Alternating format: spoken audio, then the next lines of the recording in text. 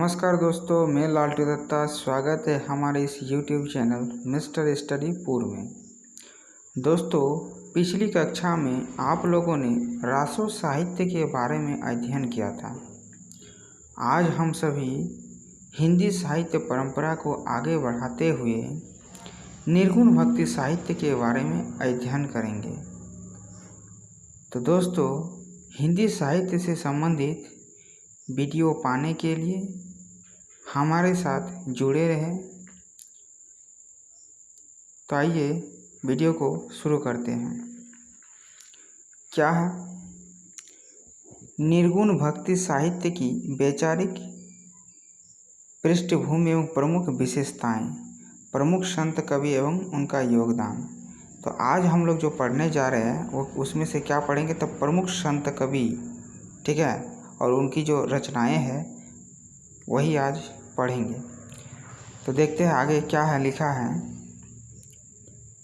शंकराचार्य एवं उपनिषदों द्वारा प्रतिपादित अद्वैत दर्शन। अद्वैत दर्शन जो है ये शंकराचार्य द्वारा क्या है, प्रतिपादित है। इसको याद रखिएगा, बहुत इम्पोर्टेंट क्वेश्चन है, ठीक है, कि अद्वैत दर्शन किसके द्वारा प्रतिपादित है, तो शंकराचार्य। इसको याद रखिएगा, बहुत इंपॉर्टेंट क्वेश्चन है, VVI है।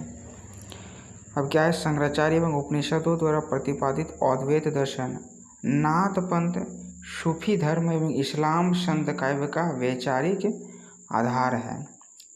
ठीक है, क्या है, नाथ पंथ, सूफी धर्म एवं इस्लाम संत काव्य का वैचारिक आधार है। क्या आधार है, तो शंकराचार्य में उपनिषदों द्वारा प्रतिपादित अद्वैत दर्शन जो है नाथ पंथ, सूफी धर्म एवं इस्लाम संत काव्य का वैचारिक आधार है। उपनिषदों में निरूपित ब्रह्म, जीव, जगत एवं भाषा के स्वरूप को संत कवियों ने ज्यों का त्यों ग्रहण किया है। उपनिषदों में निरूपित जो ब्रह्म, जीव, जगत एवं भाषा के स्वरूप को जो है संत कवियों ने ज्यों का त्यों, मतलब जैसा है वैसा ही ग्रहण किया है। संतों का साधना पक्ष और भक्ति भावना शंकर के अद्वैत दर्शन की देन है। संतों का जो साधना पक्ष है और भक्ति भावना वो शंकर के अद्वैत दर्शन की देन है। रामानंद ने भक्ति का द्वार शूद्रों एवं निम्न वर्गों के लिए खोल दिया था। इसका प्रभाव ही संत काव्य पर दिखाई पड़ता है। ठीक है, क्या कहा है यहाँ पर, रामानंद ने भक्ति का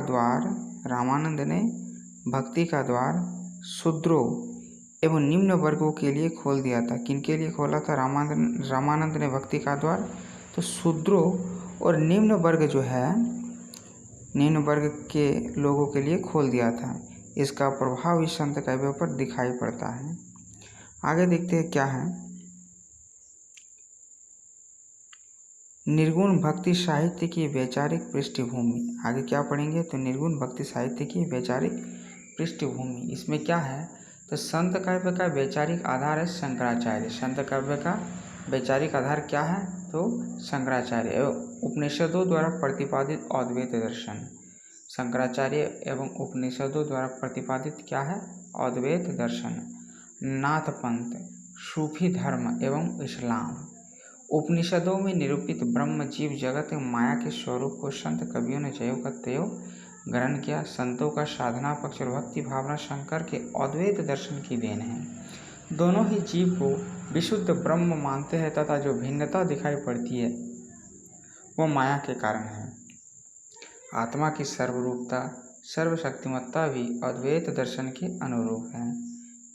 तो आइए आगे देखते हैं क्या है, नाथ पंथियों से उन्होंने शून्यवाद, योग साधना, गुरु की प्रतिष्ठा का तत्व लिया। नाथ पंथियों जो है उन्होंने, मतलब शंकराचार्य ने नाथ पंथियों से क्या लिया है, तो शून्यवाद, योग साधना, गुरु की प्रतिष्ठा का तत्व। इस्लाम के प्रभाव से उन्होंने एकेश्वरवाद ग्रहण किया है। यानी इस्लाम जो है उनके प्रभाव से क्या ग्रहण किया है, तो एकेश्वरवाद। मूर्ति पूजा का खंडन किया, अवतारवाद का विरोध किया।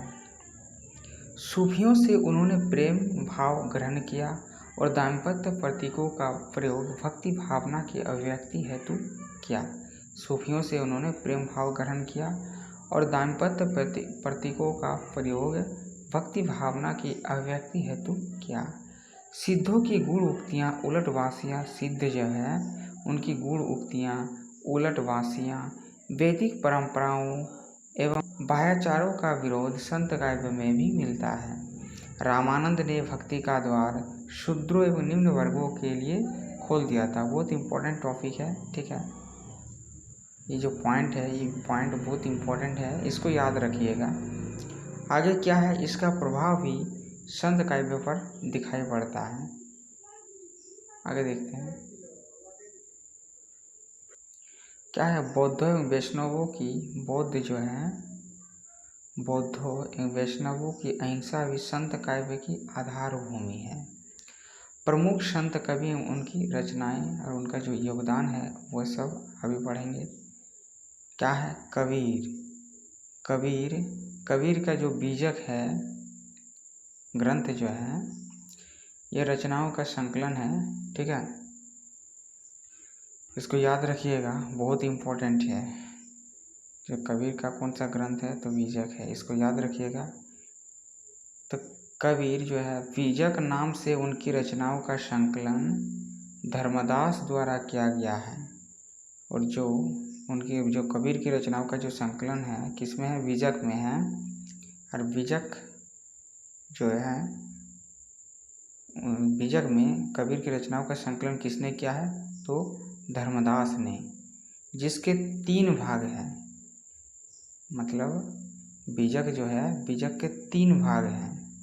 तो बीजक के 3 भाग क्या क्या है, तो बीजक के 3 भाग हैं साखी, शबद और रमेनी। बीजक के 3 भाग क्या क्या है, साखी, शबद और रमेनी। इसको भी याद रखिएगा। याद रखिएगा कि बीजक जो है, बीजक नाम से उनकी रचनाओं का संकलन जो है वो धर्मदास द्वारा क्या है, धर्मदास द्वारा संकलन किया गया है, ठीक है। धर्मदास द्वारा संकलन किया गया है। और ये जो है बीजक जो है जिसके 3 भाग है, बीजक के क्या क्या है, साखी, शबद और रमेनी। कबीर का जो जन्म हुआ था वो कब हुआ था, तो 1398 ईस्वी में, और मृत्यु जो है 1518 ईस्वी में हुई थी। तो इसको भी याद रखिएगा, बहुत इंपॉर्टेंट है। तो कबीर का जन्म कब हुआ, तो 1398 ईस्वी, और मृत्यु जो है 1518 ईस्वी में हुई थी। कबीर जाति के जुलाहे थे। कबीर जो जाति के क्या थे, जुलाहे थे। काशी में रहते थे। और क्या, काशी में रहते थे। कबीर जो थे काशी में रहते थे और जाति के जुलाहे थे। तथा कबीर के गुरु का नाम क्या था, तो कबीर के गुरु का नाम रामानंद थे। कबीर के जो गुरु थे कौन थे, तो रामानंद। कबीर की पत्नी का नाम लोई। कबीर जो है उनकी पत्नी, उनके जो पत्नी जो थे कौन थे, तो लोई। पुत्र का नाम कमाल एवं पुत्री का नाम कमाली था। पत्नी का नाम लोई, पुत्र का नाम कमाल एवं पुत्री का नाम कमाली था, ठीक है। और उनके जो गुरु थे कौन थे, रामानंद थे। कबीर का जन्म कब हुआ था, तो 1398 ईस्वी। मृत्यु कब हुई थी, तो 1518 ईस्वी। उनका ग्रंथ का क्या नाम है, तो बीजक। बीजक जो है उनकी रचनाओं का संकलन है, ठीक है। तो बीजक नाम से उनकी रचनाओं का संकलन किसने किया था, तो धर्मदास ने, ठीक है। इसको इस जितना चीज़ है ये सब सारा चीज़ याद रखिएगा। उनकी कविताओं में उपदेशों की प्रवृत्ति है। किनकी कविता में, तो कबीरदास की कविता में रहस्यवादी भावना है तथा प्रतीकों का प्रयोग उनकी भाषा में है। आगे देखते हैं क्या है। कवि निरक्षर थे, यानी कबीर जो थे पढ़े लिखे नहीं थे। स्वयं उन्होंने स्वीकार किया है, कबीर ने स्वयं स्वीकार किया है। मसी कागज छुयो नहीं, कलम गहियो नहीं हाथ, ठीक है। कबीर जो थे वे निरक्षर थे। उन्होंने स्वयं स्वीकार किया है, क्या है, लिख दिया है उन्होंने एक पंक्ति में, मसी कागज छुयो नहीं, यानी कबीर की जो पंक्ति है क्या क्या है, मसी कागज छुइयो नहीं, कलम गइयो नहीं हाथ। ये पंक्ति भी दूसरे के द्वारा लिखा हुआ है, ठीक है। कबीर तो निरक्षर थे। अब क्या है, उनकी रचनाओं का संकलन बाद में उनके शिष्यों ने किया। कबीर की जो रचनाओं का संकलन किसने किया, तो उनके शिष्यों ने। कबीर बीजक में तो उनकी रचनाएं संकलित है ही, कबीर के जो बीजक हैं उनमें तो उनकी रचनाएं संकलित है ही। इसके अतिरिक्त बाबू श्याम सुंदर दास ने उनकी रचनाओं का संकलन, बाबू श्याम सुंदर दास ने कबीर की रचनाओं का संकलन किस नाम से किया है, तो कबीर ग्रंथावली में। इसको भी याद रखिएगा, ठीक है, कि कबीर ग्रंथावली में बाबू श्याम सुंदर दास ने कबीर की रचनाओं का संकलन किया है।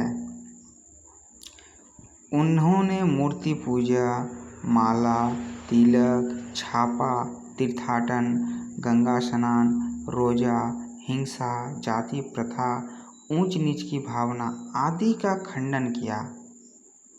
किन्होंने, तो कबीर ने क्या किया, तो उन्होंने मूर्ति पूजा, माला, तिलक, छापा, तीर्थाटन, गंगा स्नान, रोजा, हिंसा, जाति प्रथा, ऊंच नीच की भावना आदि का खंडन किया। यथा, जैसे कि क्या लिखा है, माला फेरत जुग गया, गया न मन का फेर, कर का मन का डारी के, मन का फेर।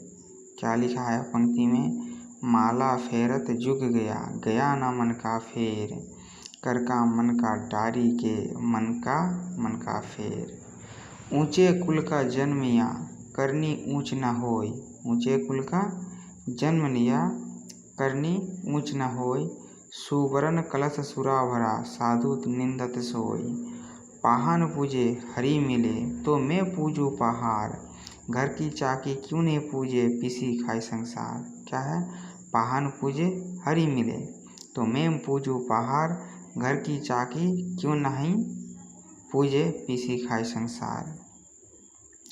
अब देखिए, कबीर जो थे हिंदुओं और मुसलमानों को भी फटकारते हुए कहा है, अरे इन दोन राह न पाई, हिंदू अपनी करे बड़ाई, गागर छुअन न देई, वैश्या के पायन तर सोबे, यह देखो हिंदू आई, मुसलमान के पीर ओलिया मुर्गी मुर्गा खाई, खाला केरी बेटी ब्याहे, घर ही में करी सगाई।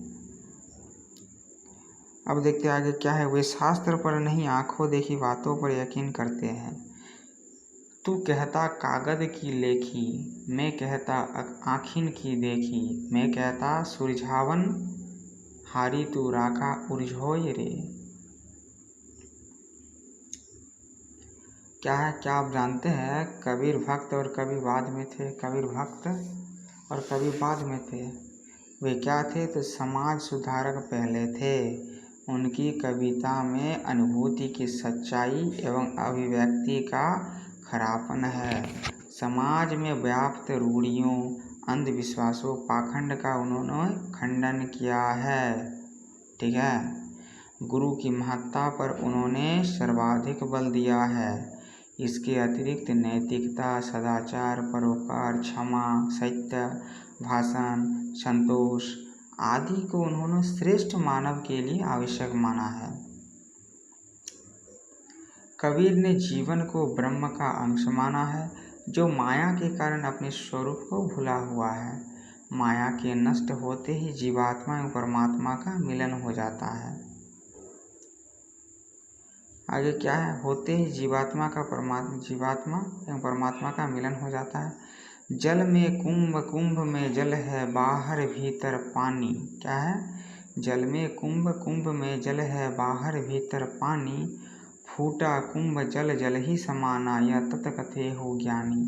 फूटा कुंभ जल जल ही समाना, यह तत् कथेहु ज्ञानी। जल में कुंभ, कुंभ में जल है, बाहर भीतर पानी, फूटा कुंभ जल जल ही समाना, यह तत् कथेहु ज्ञानी।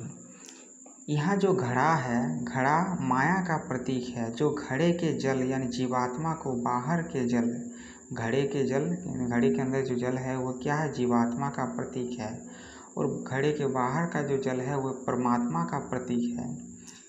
तो जो घड़े घड़े के जल जीवात्मा को बाहर के जल परमात्मा से अलग किए हुए है। जैसे ही घड़ा यानी माया फूटता है, दोनों जल मिलकर एक हो जाते हैं। वे कहते हैं कि सतगुरु ही व्यक्ति को माया के बंधन से छुड़ाता है तथा ईश्वर का साक्षात्कार कराता है। कबीर ने गुरु महिमा का पाठ नाथपंथियों से सीखा है। सतगुरु की महिमा अनंत अनंत किया उपगार, लोचन अनंत उघाड़िया अनंत दिखावा हार। क्या है आगे?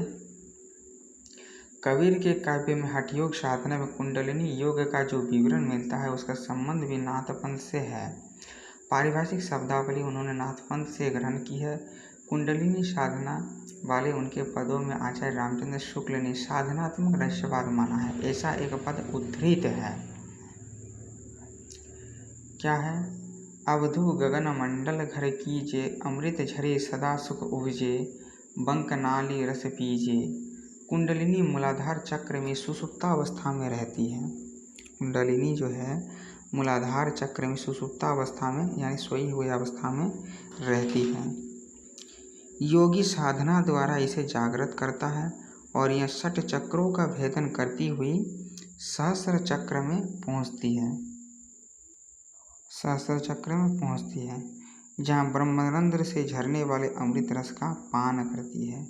कबीर का रहस्यवाद भावात्मक कोटि का भी है, जहाँ जीवात्मा का उस निर्गुण परमात्मा से भावात्मक संबंध जोड़ती हुई विरह मिलन जिज्ञासा की अनुभूति करती है, वहाँ भावात्मक रहस्यवाद के दर्शन होते हैं। कबीर ने जीवात्मा को प्रेयसी, परमात्मा को प्रियतम। देखिए यहाँ पर एक इम्पोर्टेंट पॉइंट है। क्या है? कबीर ने जीवात्मा को जो है प्रेयसी एवं परमात्मा को प्रियतम के रूप में चित्रित करते हुए उनके विरह मिलन के चित्र प्रस्तुत किए हैं। याद रखिएगा।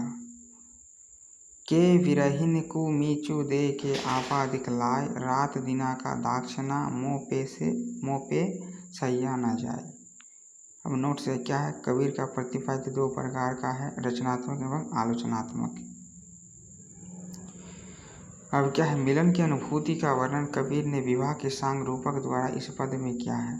दुलहिनी गाँव हो मंगलचार, मोरे घर आए हो राजा राम अवतार। तन रत करी में मन रत करी हूँ, पंचतत बाराती, रामदेव मोरे पाहुने आए मैं जौवन में माती।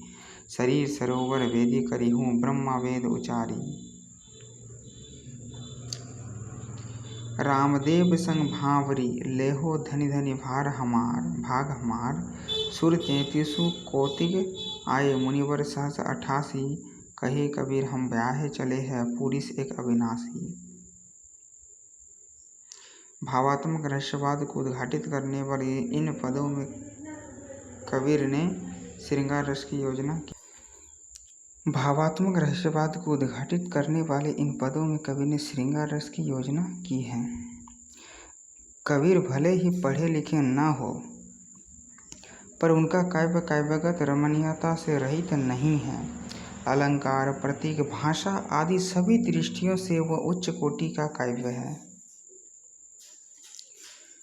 क्या आप जानते हैं कबीर की भाषा को आचार्य रामचंद्र शुक्ल ने सदुक्कड़ी अथवा पंचमेल खिचड़ी कहा है। बहुत इम्पोर्टेंट पॉइंट है, इसको याद रखिएगा कि कबीर की जो भाषा है वे क्या है? सदुक्कड़ी। सदुक्कड़ी यानी पंचमेल खिचड़ी। उनकी भाषा कई भाषाओं के मिश्रण से बनी है, जिस कारण से इसको पंचमेल खिचड़ी कहा जाता है। कबीर को कहीं भी अभिव्यक्ति के लिए भाषा का संकट नहीं झेलना पड़ा। भाषा उनकी अनुगामिनी रही है। आचार्य हजारी प्रसाद द्विवेदी ने इसीलिए उन्हें वाणी का डिक्टेटर कहा है। ये भी बहुत इम्पोर्टेंट पॉइंट है कि वाणी का डिक्टेटर जो है, वाणी का डिक्टेटर किसने कहा है? तो आचार्य हजारी प्रसाद द्विवेदी। बहुत इम्पोर्टेंट पॉइंट है, ये सबको याद रखिएगा। कबीर के काव्य में प्रतीकों का भी भरपूर प्रयोग है। उनकी उलटवासियाँ सिद्धों से प्रभावित है, जो विपरीत कथन के कारण लोगों को चमत्कृत करती है। ठीक है, कबीर के काव्य में प्रतीकों का भी भरपूर है। उनकी उलट बांसियाँ जो है, कबीर की जो उलट बांसियाँ हैं, वो सिद्धों से प्रभावित है। जो विपरीत उलट बांसियाँ यानी विपरीत कथन, ठीक है, तो क्या है, जो विपरीत कथन के कारण लोगों को चमत्कृत करते हैं। समुंदर लागी आग, क्या लिखा है, समुंदर लागी आग यानी समुद्र में आग लगी। नदियाँ जली कोयला भई, नदियाँ जो हैं जल के एकदम कोयला यानी राख हो गया। देख कबीरा जाग, मंछी रूखा चढ़ी गई।